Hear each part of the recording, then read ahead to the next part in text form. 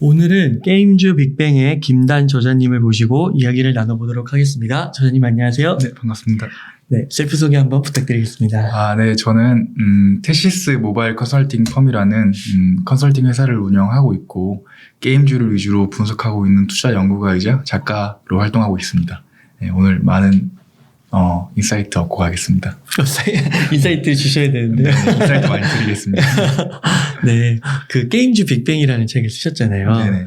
이 책은 좀 어떻게 해서 세상에 좀 나오게 된 건지 어떤 계기나 목적이 있으신지 궁금합니다. 네, 저는 기본적으로 모든 섹터에 관해서 이제 공부를 연속해오고 있었는데 그 중에서도 이제 게임주가 제일 업사이드가 높은 산업군이라고 생각을 해서 집중적으로 연구를 하게 되었고 4, 5년 정도 이제 연구 기간을 거쳐서 자료들을 내면화 하면서 이 책을 집필하게 되었습니다. 막 그 업사이드가 좀 열려있다고 하면 네네. 기술주, 네네. 반도체, 네네. 2차 전지, 바이오 막 이런 게 좀 생각이 드는데 네. 게임주가 더 높은가요? 예를 들어서 제일 쉬운 예가 텐베거 이제 10배 오른 종목을 예를 들 수가 있겠는데 텐베거가 이제 보면은 바이오 업체들에서 거의 많이 나왔죠. 바이오 신약 업체들이 텐베거가 갈 수 있었던 목적 자체는 그 모호함, 신약이 어떻게 될지 잘 모르기 때문에 오히려 그런 부분이 기대치로 반영이 되어서 근데 이제 결론적으로는 실적을 못 내고 임상에 실패한 텐베거 신약 종목들이 뭐 심하게 상장 폐지가 되기도 하고 주가 상승분을 다 반납하기도 하고 이런 시련들을 겪었는데 게임주는 이제 텐베거가 세 가지가 있습니다. 2013년도에 컴투스 그리고 2020년도에 데브시스터즈 2021년도에 위메이드가 있는데 세 개의 종목은 특이점 중에 하나가 모두 실적을 기반으로 텐베거 종목이 올랐던 종목들입니다. 컴투스는 영업이익 한 100억 정도에서 1000억 정도 기업으로 거듭났고 서머너즈 워라는 게임을 통해서 그리고 데브시스터즈는 쿠키런 킹덤을 통해서 마이너스 60억 적자에서 다음 연도 600억 영업이익 흑자를 기록했고 위메이드는 마이너스 100억 적자에서 그 다음에 플러스 1000억 영업이익 흑자를 기록했습니다. 근데 모든 산업군 중에서 이렇게 빠르게 실적이 급증할 수 있는 종목이 없다고 생각을 해서 가치 투자자의 입장에서 또 실적을 좋아하는 실적 위주로 보는 종목 투자자들 관점에서 제일 업사이드가 높은 종목이 저는 게임주라고 확신을 하고 있고 그래서 이 책을 집필하게 되었습니다. 그러면 실제로 주식 투자를 하고 있으신 가운데 게임주의 비중이 가장 높으신 거예요? 저는 게임주만 투자하고 있습니다. 게임주만? 원행일치. 그렇군요. 그 정도세요? 네네. 그러면 혹시 종목 수까지만이라도. 제가 종목도 사실 제가 말씀드리는 것도 어렵지 않은 부분인데. 그러세요? 네. 저는 지금 중형 게임사 한 5개 종목에 집중 투자하고 있습니다. 한번 언급해 주세요. 네, 일단은 저는 이제 컴투스에 많은 비중을 두고 있고요. 일단 게임주가 많이 오르는 시점이 그 신작 게임을 출시할 때입니다. 근데 신작 게임을 출시하는데 그 신작 게임이 흥행을 하면 아까 말했던 사례처럼 급증을 하게 되는데 근데 이제 신작 게임을 흥행할지 안 할지 우리가 알 수 없다 이런 부분 때문에 기관 투자가들도 수급이 안 들어오고 개인 투자자들도 게임주는 위험한 종목이다 이렇게 좀 편견을 많이 가지고 계신데 일단은 기존 게임이 수익이 잘 나오고 영업이익이 잘 나오고 있는 상태에서 그 IP의 시리즈물을 출시를 하게 된다면 성공 확률이 한 50% 정도로 올라가요. 그러니까 하이 리스크 하이 리턴 게임이 아니라 그 미들 리스크 하이 리턴 게임으로 바뀌는 거거든요. 근데 그 외에 또 CBT라든지 베타 테스트라든지 사전 예약 이런 걸 통해서 이 게임이 흥행할지 안 할지에 대해서 우리가 좀 예측을 해볼 수가 있어요. 또 중요한 거는 눌림목 현상이라고 그 게임이 출시가 될 때 마케팅 비용이 급증함으로 인해서 영업이익이 우리가 생각했던 것만큼 잘 안 나와요. 그래서 실질적으로는 게임이 출시되고 그 다음 해부터 그 다음 분기부터 주가가 오르기 시작하는데 그럼 우리가 그 전까지 수취할 수 있는 정보가 되게 막대하단 말이에요. 근데 컴투스는 서머너즈 워라는 북미나 유럽 지역에서 굉장히 흥행하고 있는 MMORPG 게임을 가지고 있는데 그 게임의 글로벌 그 회원수가 1억 4천 명 정도가 되는데 그거를 리뉴얼해서 출시를 하는 게 8년 만이란 말이에요. IP를 활용한 거네요. 네, 그래서 그러면 이제 저는 제 개인적인 판단으로는 높은 확률로 성공을 할 거라고 생각을 하고 그리고 기존 게임의 수익이 잘 나오고 있기 때문에 그러면 이제 아래로는 닫혀 있고 위로는 열린 셈이기 때문에 위로 얼마나 열릴지는 뭐 저도 뭐 정확하게는 예측할 수 없는 부분이지만 아, 그래서 이제 저는 투자를 많이 하고 있습니다. 그 게임은 진짜 막 8년 이렇게 해도 영업이익이 꾸준하게 나나 봐요. 그게 또 IP마다 다르긴 다른데. 한데 예, 조금 뭐 유명한 뭐 예를 들어서 뭐 디아블로나 뭐 스타크래프트 뭐 크래프트 이런 걸 보면 10년 넘어도 이제 살아남잖아요. 근데 이게 MMORPG, RPG 게임 같은 경우에는 기본적으로 이제 캐릭터에 대한 애착이 생기니까 시간이 누적될수록 조금 수명이 길어요. 한 10년 정도라고 보는 게 맞고 그 외에 캐주얼 게임 같은 경우에는 뭐 한 3년 정도로 좀 짧은 편입니다. 그러면은 컴투스 또 왜 몇 개만 더. 컴투스랑 이제 W 게임즈라는 종목을 제가 조금 많이 가지고 있는데 W 게임즈는 지금 영업이익이 한 2천억 정도에 PER 그 시총이 8천억 정도로 PER이 한 5배 정도밖에 되지 않았습니다. 근데 그 이유 자체는 그 소셜 카지노라는 산업에 대한 이해도가 조금 부족해서라고 생각이 들고 일단은 그 소셜 카지노 기업이 굉장히 뭐 넷마블 같은 경우에도 소셜 카지노 그 기업인 뭐 스피넥스를 가지고 있고 소셜 카지노 업계로 많이 진출을 했는데 소셜 카지노 기업이 주가가 오르기 위해서는 두 가지 요건이 필요합니다. 뭐 관심이 집중이 되거나 아니면 두 번째 실적이 말도 안 되게 잘 나오거나 그래서 PER이 3배 이하로 떨어지거나 근데 저는 두 가지 모두가 이루어질 거라고 생각을 하고 있기 때문에 네. W 게임즈에 투자를 했습니다. 그러니까 뭐 소셜 카지노가 네네. 조금 그 시장이 커질 거라는 뭐 그런 네. 전망이 나오는 건가요? 네. 그 두 가지 큰 모멘텀이 있는데 지금 소셜 카지노 게임, 그 슬롯 머신을 기반으로 한 모바일 카지노 게임의 주 이용 고객이 북미와 서유럽 주부들입니다. 그 주부들이 이제 그 게임에 대한 접근도가 떨어지다 보니까 좀 쉽게 즐길 수 있을 만한 게임을 찾았고 소셜 카지노 게임을 많이 하고 있는데 이 블록체인이란 트렌드와 만나면서 그 게임 머니를 어느 정도 일부 정도로 환금을 할 수 있게끔 할 수 있는 그 시대적 배경이 마련되었는데 근데 이거를 북미나 유럽 지역에서 암묵적으로 허용을 해주고 있습니다. 왜냐하면 합법으로. 네 세수 확보가 조금 필요할 거고요. 기왕이면 그 안 보이는 데서 음지에서 이제 사회적인 악영향을 줄 바에야 그 좀 우리가 통제할 수 있는 범위 내에서 건전하게 즐겨라. 그래서 미국에는 드래프트 킹스라는 온라인 카지노 소셜 기업이 굉장히 이제 많은 돈을 벌어들이고 있고 미국과 영국 그 보수적인 그 워싱턴주에서 그 소셜 카지노 온라인 카지노 게임을 합법화를 했단 말이에요. 그걸 보면은 그 카지노를 사행성을 조금 낮춘 범위 내에서 이제 비대면으로 즐기게 하는 것 자체는 좀 전 세계적인 트렌드가 될 거라고 생각을 하고 국내에서는 뭐 아직까지 정치가 그걸 허용해 줄 거라고는 저희가 바다 이야기 어떤 그 사태를 겪었기 때문에 근데 그렇게 된다면 이제 소셜 카지노 지금 전체 산업 규모가 한 9조 정도로 추산이 되는데 20조 정도로 가는 데까지 뭐 3년 정도의 시간밖에 안 걸리라고 생각을 하고 있기 때문에 산업 전체적으로 좋고 실적도 잘 내고 있기 때문에 좀 투자를 하고 있습니다. 아, 네. 뭐 보통 3개 정도 언급하니까 하나만 더 해볼까요? 그리고 이게 제가 이 언급을 하면은 좀 악플이 달릴 수 있을 것 같기도 한데 저는 NC를 되게 좋아합니다. 저는 리니지라는 게임을 제가 하기도 했지만 리니지는 뭐 안 좋은 점을 말하자면 내수 기업이죠. 이제 40, 50대 그 중년 남성들이 1인당 굉장히 많은 돈을 과금을 해서 그 리니지 W, 그 M, 2M을 통해서 이제 기업이 성장을 했는데 근데 이제 NC소프트만큼 조금 기업이 비난을 많이 받는 기업도 한국에 없을 것 같은데 많은 원성을 사고 있죠. 근데 조금 변하려고 하고 있는 것 같습니다. 그 요인 중에 하나가 일단은 이제 그 리니지 W가 대만, 홍콩 지역에 출시를 했는데 이게 굉장히 좀 많은 흥행을 거뒀어요. 대만, 홍콩 이쪽 지역도 굉장히 한국형 MMORPG를 좋아하는 나라여서 그래서 국내 비중이 80%에서 60%로 낮아졌어요. 작년에. 그 아시아 쪽에 흥행을 해서 그리고 이제 서구권 지역이 출시를 앞두고 있죠. 리니지 W. 그리고 또 하나 제일 중요한 거는 지금 우리나라 국내 게임 역사상 최대 제작비를 들인 게임이 프로젝트 TL이라는 게임인데 이게 좀 개발에 우여곡절이 굉장히 많았는데 그게 이제 올해 하반기에 출시가 돼요. 한 1,000억 정도 들은 걸로 예상을 하고 있는데 이것까지 이제 성공을 하게 된다면 NC소프트는 리니지밖에 없다라는 조금 오명도 조금 벗게 되고 지금 이제 국내 지역 매출 비득은 조금 떨어지고 있기 때문에 결론적으로 말해서 리니지가 좀 그동안 좀 과하게 과금을 했던 건 부정할 수 없는 사실이지만 지금 수치가 견고하게 유지가 되고 있고 지금 성장 모멘텀이 조금 있기 때문에 그리고 이제 주가가 많이 떨어졌잖아요. 그래서 좀 반등의 기회가 조금 있지 않나 싶어서 NC를 조금 비중을 좀 높여놓은 상황입니다. 되게 흥미롭네요.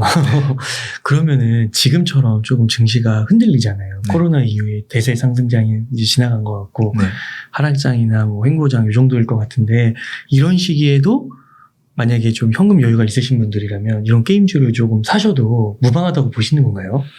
결론적으로 말하면 무방하다고 보고 제가 증시의 그 매크로에 관한 전문가는 아니지만 제 의견을 조금 말씀드리자면은 지금 뭐 이게 뭐 사전적인 지식으로는 뭐 인플레이션 시대에는 고성장주가 유리하고 지금 금리 인상 시기에는 뭐 가치주가 유리하다 뭐 이런 식으로 이제 좀 고착화되어 있는 패턴들이 있는데 이게 좀 깨지고 있어요. 그러니까 결론적으로 2015년부터 2018년까지가 금리 인상 시기였단 말이죠. 근데 거기에서 이제 주가가 제일 많이 오른 섹터가 금리 인상기인데도 불구하고 빅테크 기업들이란 말이에요. 평균 수익률이 64% 정도가 됐는데 지금 연준도 이제 이 사람이 이제 비둘기판지 매판지 모를 정도로 유연하게 금리 정책을 펼치고 있는 상황이면은 그러니까 지금 금리 인상이 오히려 되기 전에 그 긴장감으로 인해서 고성장주의 주가가 다 빠진 거란 말이죠.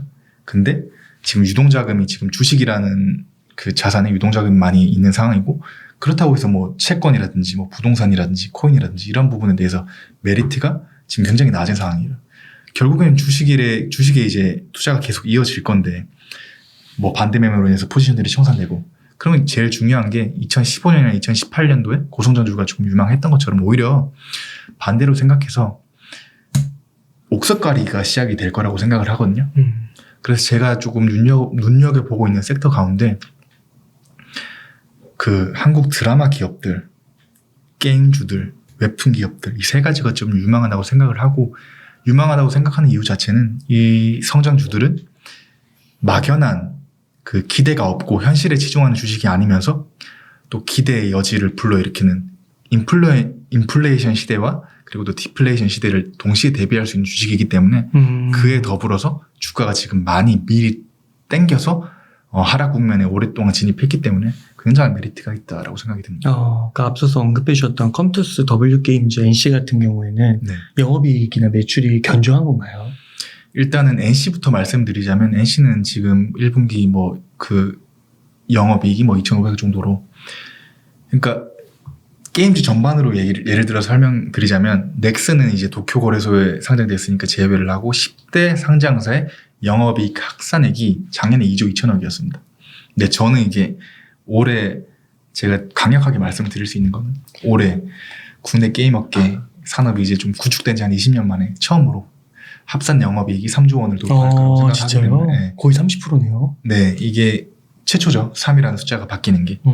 근데 이게 어쨌건 주가가 오르기 위해서는 지금 뭐 게임주도 거의 모든 종목들이 실적이 잘 나오고 있는 상태이기 때문에 제일 중요한 건 수급이란 말이에요. 수급인데 일단은 뭐 그 사우디아라비아 국부펀드 PI 펀드가 국내 기관 투자가들이 움직이기 전에 넥슨의 지분을 7% 사고 NC소프트의 지분을 9% 샀어요. 국민연금이 크래프톤의 지분의 비중을 늘리고 있어요. 근데 일단은 어쨌건 기관 투자자들은 그 투자의 포트폴리오의 범위가 넓기 때문에 탑다운으로 투자할 수밖에 없는데 근데 이게 그 정도로 좀 가파르게 영업이익이 증가한다. 그리고 모멘텀이 하반기에 집결되어 있다. 그리고 메타버스, 블록체인 트렌드에 가장 적합한 주식이다.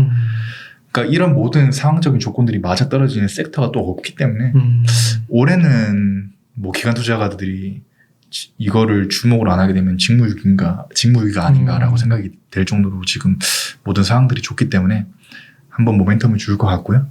그리고 실질적으로 뭐 해외 기관들이 이제 국내 좀 게임 주식주들의 관심을 기울이고 있기 때문에 저는 개인적으로는 지금 유례 없이 좋은 기회라고 생각을 합니다. 지금 말씀 중에 크래프톤 얘기하셨잖아요. 네네. 크래프톤도 요즘 괜찮나요? 크래프톤은 일단은 단점을부터 얘기를 하자면 크래프톤은 영업이익의 절반이 넘는 금액을 중국에서 벌어들이고 있습니다. 그 이유는 중국 그 시장이 굉장히 뭐 말씀드렸지만은 큰 시장인데 판호 문제 때문에 직진출이 조금 어려운 상황입니다. 근데 그 배틀그라운드는 거의 전 세계적으로 뭐 워크래프트 수준으로 이제 게임이 좀 유명해짐에 따라서 그 게임을 텐센트라는 회사에 IP를 양도를 해버려요. 그래서 그 배분율에 대해서는 저도 정확하게 아는 바가 없는데, 공시된 바가 없는데, 이 매출의 한 30% 정도를 크래프톤이 차지하고 그 70%를 텐센트가 차지하는 계약으로 출시된 게임이 바로 그 화평정령이라는 중국 게임인데, 근데 그게 이제 중국 게임 순위 3위 정도, 2위, 3위 머무르면서 1매출이 100억 정도 넘게 나오면서 그 게임 하나만으로도 크래프톤은 1년에 한 5천억이 넘는 영업이익을 거두게 된 거죠. 어쨌건 지금 중국 시장에서 화평정령의 인기가 지속이 되고 있기 때문에 단기적으로는 경고 하나, 그러니까 조금 포트폴리오가 편중되어 있죠. 근데 이거를 해소를 해야 되는데, 근데 이제 콘솔 게임이고 엑스박스나 플레이스테이션 게임, 그러니까 크래프톤은 워낙 돈이 많은 회사다 보니까 글렌 스코필드라는 그 미국의 엄청 유명한 개발자가 있는데, 콜 오브 듀티를 만든 이제 핵심 개발자인데, 그러니까 어떻게 보면 그 콘솔 업계에서 약간 메시 같은 존재라고 볼 수 있는데, 근데 그분을 영입을 했어요. 뭐 인센티브 계약을 엄청 심하게 줬겠죠. 어쨌든 영입을 해서 그 대한민국에서 이제 콘솔 게임 중에 제일 잘 나가는 게임을 AAA급이라고 하는데, 그 게임을 겨냥한 게임을 또 크래프톤이 출시를 해야 하반기에. 근데 이게 된다면 또 꼬리표가 조금 떨어지면서 또 크래프톤도 굉장히 수급이 좋게 흘러가겠죠. 그래서 크래프톤도 저도 비중을 두고 있고 굉장히 좋게 보고 있습니다. 아, 네, 그렇군요. 그러면은 연말에 좀 움직임이 있을 수 있다고, 물론 미래일은 알 수 없지만 그렇게 예측이 좀 되시는 건가요? 연말이 아니라 저는 뭐 한 2달 한. 아, 그래요? 네, 저는 그렇게 길게 보지 않습니다. 그렇구나. 네. 와.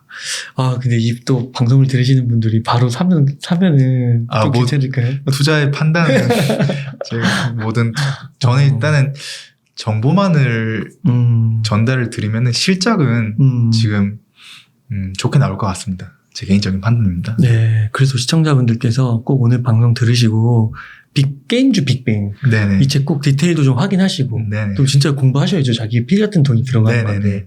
그래서 투자의 판단은 진짜 본인에게 최종적으로는 달린 거니까 꼭 그렇게 확인해 보시면 너무 좋을 것 같고, 설명을 너무 잘해주셔서 제가 너무 솔깃한데요. 이거 몇백이라도 넣어야 되는 거 아닌가 그런 생각이 드는데요. 아, 그렇구나. 그러면은 혹시 이런 거 있잖아요. 약간 거시를 이렇게 염두에 두진 않으신다고 했는데, 많이 생각은 안 하신다고 했는데, 막 지금 경제 위기가 오고 있고, 막 네. 경기 침체 위기 오고 있고, 스태그플레이션 오는 거 아니냐. 네. 막 이러면서 지금 그냥 현금주 보유하고 있고, 그냥 주식 투자는 좀 한 발 좀 물러서는 것도 좋지 않냐. 뭐 이런 얘기도 있단 말이죠. 네네. 그런 말씀은 좀 어떻게 생각하세요? 월스트리트 격언 중에 캐시 이즈 킹이라는 말이 있긴 한데, 그러니까 저도 장에 대해서 면밀하게 예측은 못해요. 근데 경제 위기가 올 수 있다 없다 이거를 제가 어떤 타이틀도 없는 입장에서 그냥 단정하는 것 되게 우스운 입장이고, 근데 일단 팩트를 말씀드리자면 지금 게임 업계 업종 PER이 금융 위기 때 수준이에요. 지금 20대 초반에서 18, 19 이렇게 왔다 갔다 하고 있는데. 그러면은 그게 2008년도? 네. 2008년도 그 최저점은 아니고 약간 반등했을 때 그 정도 수준이라고 보시면 되고, 근데 일단은 근데 그때보다 매출과 영업이익은 커진 거죠? 네, 많이 커졌죠. 네. PR이 준 거네요. 네. PR이 많이 줄었고, 근데 일단은 이게 보면은 지금 바이든 정부가, 그러니까 트럼프 정부에서 어떤 그 부양책 같은 경우에는 현금 지급성이었단 말이죠. 근데 바이든 정부는 그 유동성을 공급을 인프라를 통해서 한단 말이죠. 그러면은 그 수천조 원이 연마다 이제 유동성이 풀리는 건데, 그러니까 우리가 말씀드렸다시피 경기 순환 사이클이 굉장히 빨라지고 있어요. 그러니까 경기 순환 템포가 빨라지고 있다는 견해에 대해서는 이견이 없으실 거라고 생각을 해요. 그렇다면 얼마나 빨라질지는 우리가 예측할 수 없잖아요. 그러면 이게 얼마나 빨라질지가 예측할 수 없기 때문에 놓칠 수가 있잖아요. 그런 모멘텀 자체가 올 수도 있기 때문에. 지금 연준 정책도 이게 경기 부양을 했다가 긴축을 했다가 이게 한 달에 한 번씩 왔다 갔다 하는 상황인데, 예측을 할 수 없다고 단정을 하면은 그런 어떤 가치주 플러스 고성장주에 관해서 본인이 확신이 있다면은 지금 장이 조금 안 좋아서 하락 국면에 진입을 했어도 언젠가는 상승할 수 있기 때문에, 그런 신념이 있는 종목이라면 꼭 게임주가 아니더라도 뭐 기다려 보면은 너무 극단적으로 생각하지 마시고 주식은 뭐 사이클은 계속 반복이 되니까 조금 희망을 가지고 기다려 보시면은 그 종목의 로직이 단단하고 실적이랑 성장성이 받침이 된다면 언제든 오를 수 있다는 게 저의 생각이 아니라 가치 투자자들의 생각인 거고 그거는 그분들의 어떤 성공 방정식은 역사가 증명했기 때문에 제일 중요한 건 신념인 것 같아요. 본인의 신념. 네. 그러니까 매크로보다는 좀 더 기업의 내재 가치나 미래 성장성이 좀 더 초점을 맞추는 거네요. 네, 예측을 정확하게 할 수 없기 때문에 오히려. 네. 아, 그렇구나. 그러면은 이제 게임주 중에서 글로벌적으로도 기업들이 많잖아요. 네. 근데 좀 이렇게 한국 게임주를 좀 중심으로 이야기해 주신 것 같은데 네. 이유가 있으실까요? 일단은 제가 이제 게임즈 빅뱅이라는 책을 써서 그런 게 아니라 지금 컨텐츠 수출액이 2020년 컨텐츠 수출액이 14조를 추산이 되는데 10조를 게임 회사들이 벌어들이고 있단 말이에요. 거의 80%를 벌어들이고 있는데 우리는 K-드라마, K-팝 근데 결론적으로는 뒤에서 돈을 다 벌어들이고 있는 거는 K-게임이었단 말이죠. 그러니까 우리나라는 제가 단언코 말하는 건데 게임 초강대국이에요.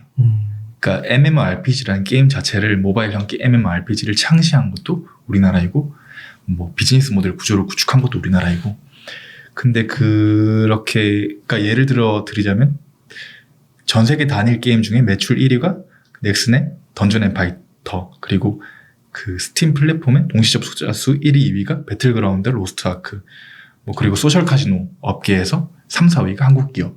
그러니까 보면은 이렇게 5천만 인구 5천만 국가에서 이 정도 퍼포먼스를 내고 있는 섹터가 없는데 오히려 이게 계속 이제 관심이 집중이 안 되다 보니까 이게 아마도 2017년도에 그 한한령 때문인 것 같은데 근데 이게 그런 어떤 위기랑 편견들을 가장 좀 멋있게 극복할 수 있는 해가 올해 하반기가 아닌가라고 생각을 해서 네.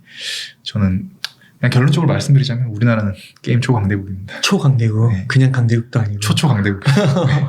아 그렇군요. 그러면은 아까 이제 좀 컴투스, W게임즈, NC 이렇게 좀 언급을 해주셨는데 약간 그 미래의 우리나라의 게임 산업을 좀 주도할 기업들도 요 세 개 기업 정도로 이렇게 봐도 무방할 걸까요?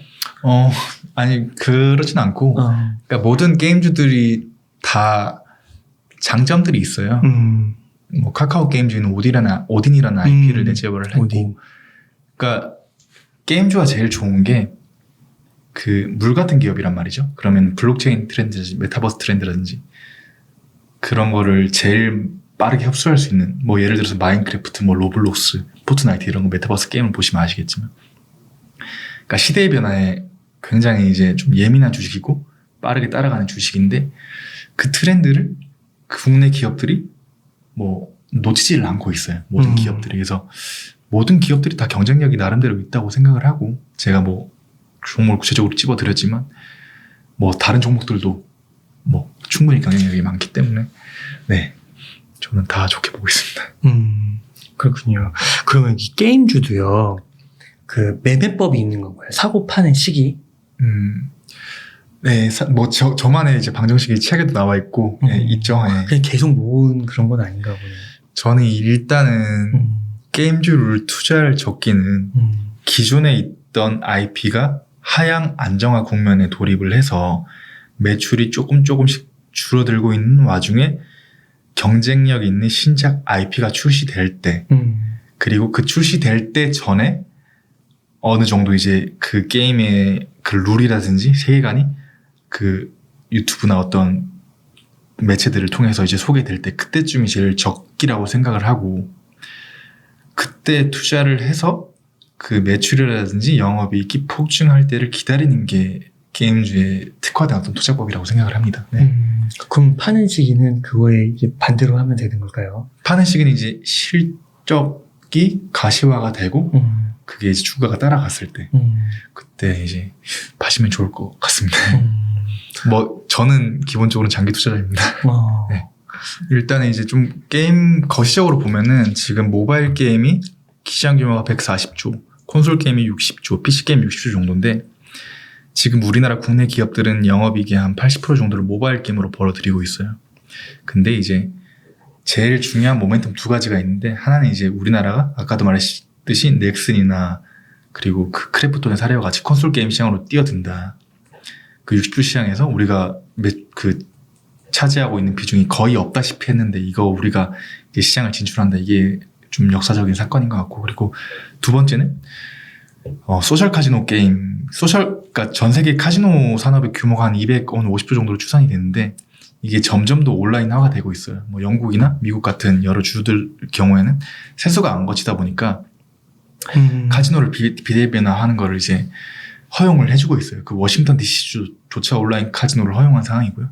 그리고 영국은 아예 온라인 카지노를 그 국가적인 라이센스를 받은 사업자한테 그냥 별 제약 없이 하게끔 이렇게 한 상황인데 근데 아까도 말씀드렸다시피 넷마블은 스피넥스라는 그 세계 4위의 소셜 카지노 게임을 인수했고 W게임즈는 DDI를 인수하면서 세계 4위 소셜 카지노 게임 기업인데 그 우리나라가 이토록 경쟁력이 가지고 있는 상황에서 산업이 폭발적으로 커지고 있기 때문에 지금 소셜 카지노, 모바일 소셜 카지노 게임 자체의 규모는 한 8조 정도밖에 되지가 않아요. 근데 이게 한 20조, 30조 정도로 넘어가게 된다면은 이 부분에 있어서도 우리가 영향을 펼칠 부분이 많기 때문에 장기적인 모멘텀도 굉장히 훌륭하다고 생각이 듭니다. 네.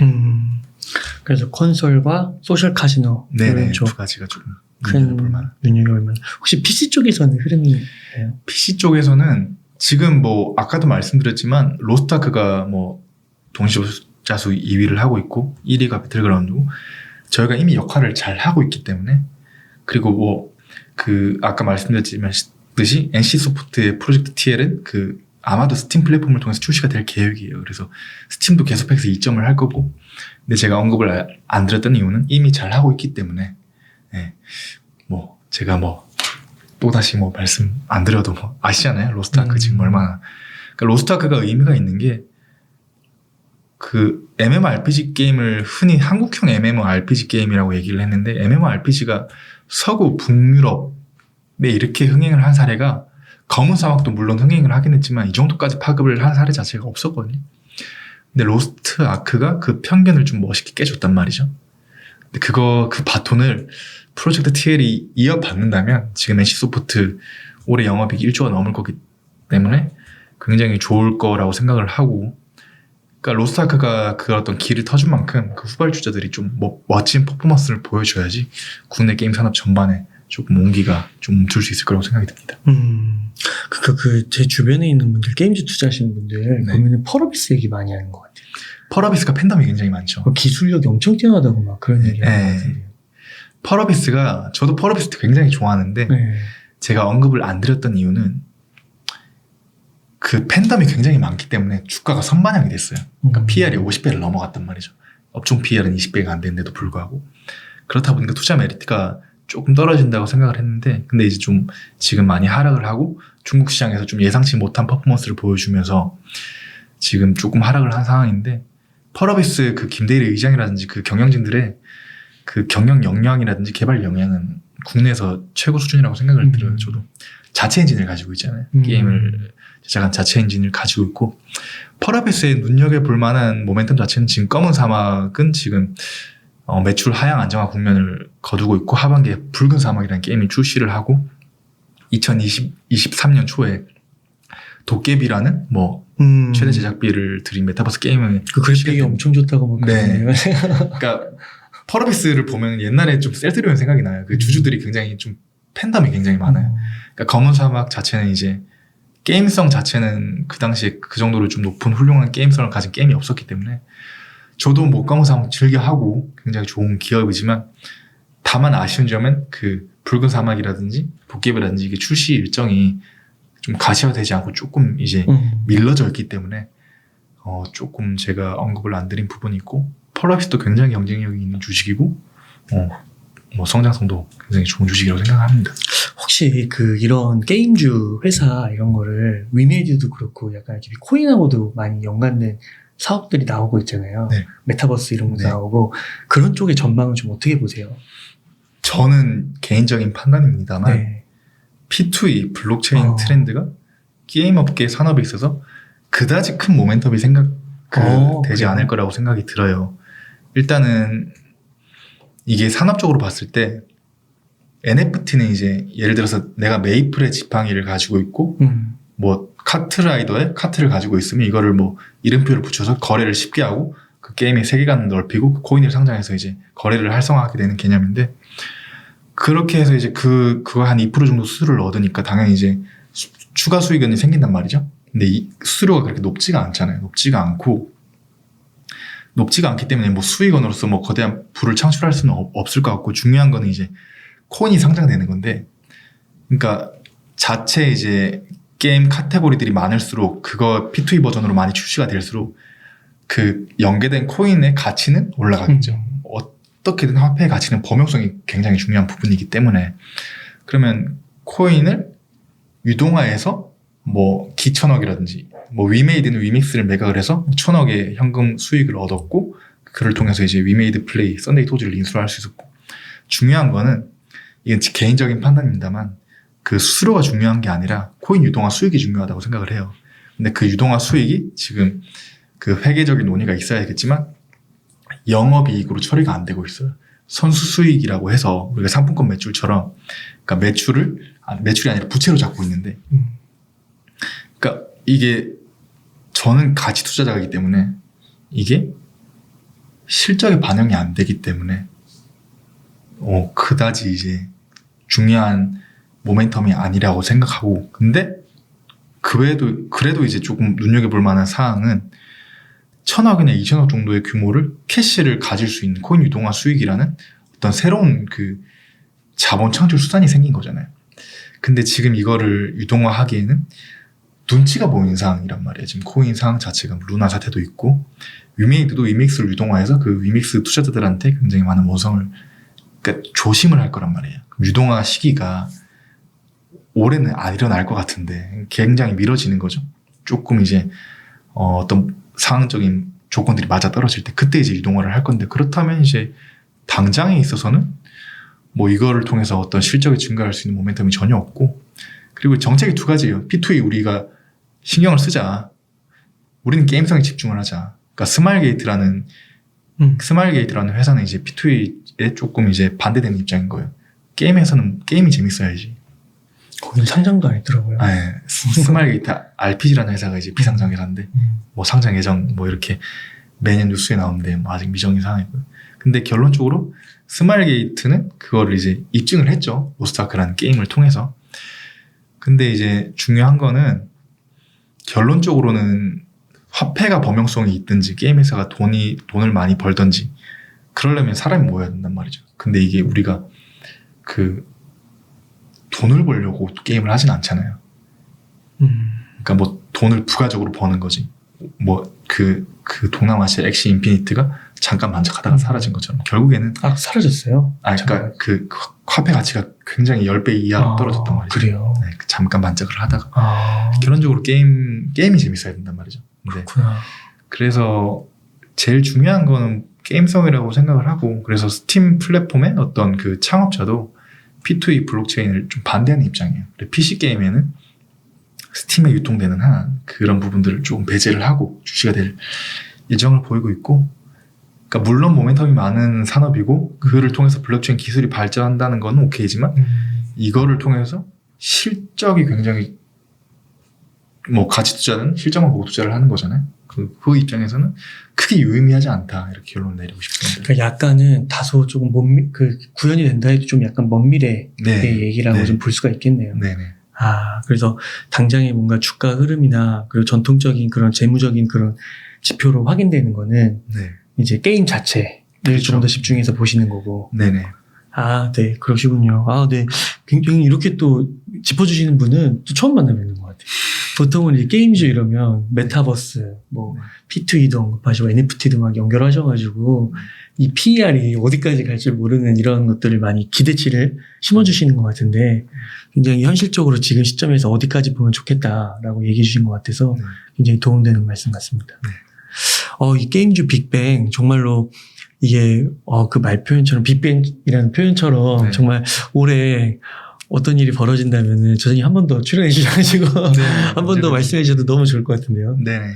꼭 그렇지 않더라도 출연해 주시면 너무 좋을 것 같습니다. 네네. 예.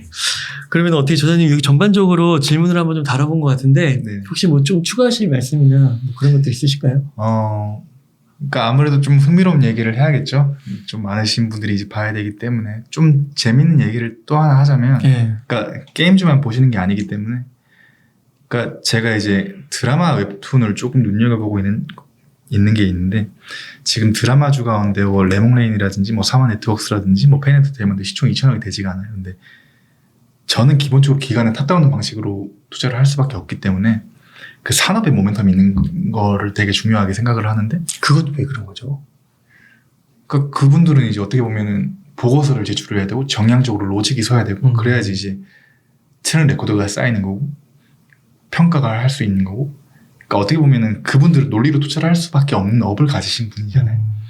근데 게임주는 그 논리를 만들기가 굉장히 어려워서 수급이 안 붙었던 거예요. 근데 드라마 주들이 이제 그러니까 굉장히 쉽게 말해서 드라마 그 제작사들이 드라마를 제작할 때 그 방송사들이 외주 위탁을 주는 식으로 제작을 했단 말이죠. 근데 이제 드라마 제작사들이 뭐 OTT 업체들이 조금 쌓이면서 유통 채널이 굉장히 많아지면서 장고들이 쌓이면서 단순히 이게 외주 위탁이 아니라 자기들이 직접 IP 홀더로서 드라마를 제작을 하고 있단 말이에요. 그분들이 조금 흥미롭게 여겨지고 굉장히 그 부분들이 다 산업군들이 좋다고 생각을 하고 두 번째는 웹툰 산업은 우리나라가 종주국이란 말이에요. 그러니까 그 일본의 지금 그 만화 시장이 일본이 제일 큰데 그 1, 2위에 예배 카카오 피코마 뭐 네이버 라인 망가란 말이죠. 그러니까 우리나라가 종주국이고 이렇게 플랫폼 비즈니스 가운데 주도를 하고 있는 영역이 최초로 탄생하는 거라고 생각을 해요.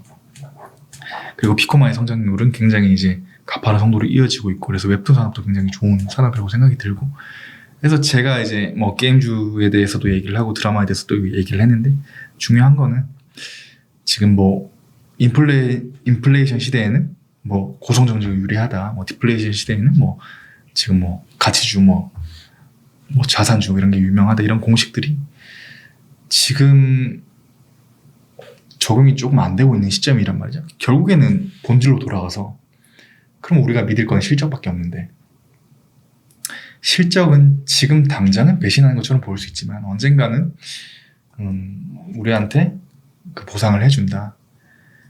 이 것들이 이제 많은 이제 우리의 투자자들이 이거를 자신들의 자산 부의 증식을 통해서 증명해 왔잖아요. 이 본질에 더욱 집중할 시점이다. 이 말씀을 드리고 싶습니다. 네. 네, 그러면은 저자님 오늘 인터뷰 한 이 정도에서 마무리하도록 하겠습니다. 이렇게 해서 게임주 빅뱅의 김단 저자님을 모시고 이야기를 나눠봤습니다. 오랜 시간 동안 유익한 인사이트 많이 나눠주셔서 감사의 말씀드립니다. 오늘 고생 많으셨습니다. 감사합니다.